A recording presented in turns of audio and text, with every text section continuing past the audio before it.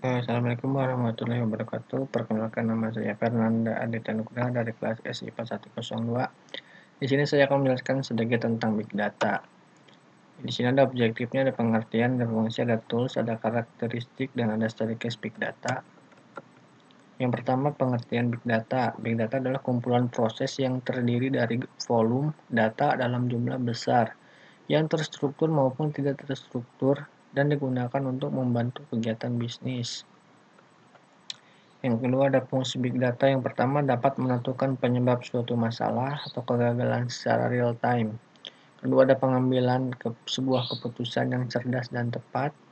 Yang ketiga, ada mendeteksi sebuah anomali atau perilaku yang menyimpang dalam struktur bisnis.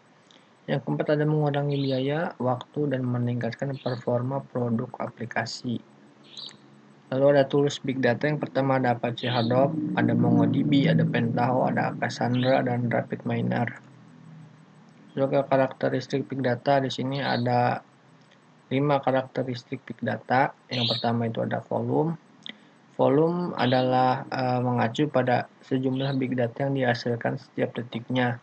Artinya sekumpulan data dalam jumlah dan volume yang sangat besar dan kadang tidak terstruktur.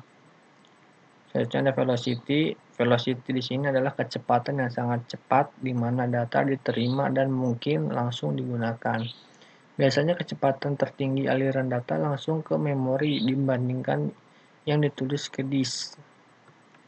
Selanjutnya ada variety. Variety yang dimaksud adalah berbagai jenis data yang tersedia. Jenis data tradisional biasanya lebih terstruktur. Dengan semakin berkembangnya data, ada juga data yang belum terstruktur. Data yang belum terstruktur atau semi terstruktur seperti teks, audio, video itu memerlukan waktu untuk diproses agar kamu bisa tahu arti dari data-data ini. Selanjutnya ada value. Value ini adalah nilai atau makna sebuah data setelah proses pengolahan data.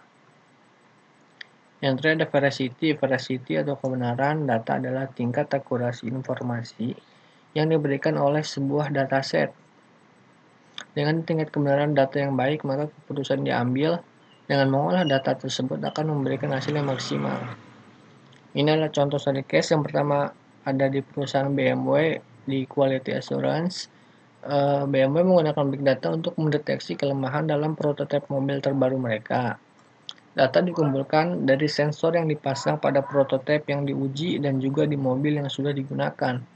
Dengan menggunakan Big Data, BMW menganalisa kelemahan dan pola kesalahan yang timbul pada kedua mobil. Hal ini memungkinkan untuk menghilangkan potensi kelemahan sebelum prototipe benar-benar diproduksi dan membantu mengurangi penarikan kembali mobil yang sudah digunakan. Yang kedua ada production optimization, yaitu sebuah produsen bahan kimia Eropa terkemuka yang berupaya untuk meningkatkan hasil produksi mereka dengan memanfaatkan sensor yang dipasang di mesin. Mereka menganalisis bagaimana masing-masing faktor input mempengaruhi output produksi, misalnya suhu, jumlah, dan aliran karbon dioksida ataupun tekanan pendingin, lalu membandingkan tingkat pengaruhnya satu dengan yang lain. Dan hasilnya itu mereka menemukan bahwa laju aliran karbon dioksida sangat mempengaruhi hasil produksi. Dan dengan sedikit mengubah parameter mesin, mereka dapat mencapai penurunan yang signifikan pada limbah bahan baku, biaya energi, dan secara signifikan meningkatkan hasil produksi. Sekian presentasi dari saya. Kurang lebihnya mohon maaf. Wassalamualaikum warahmatullahi wabarakatuh.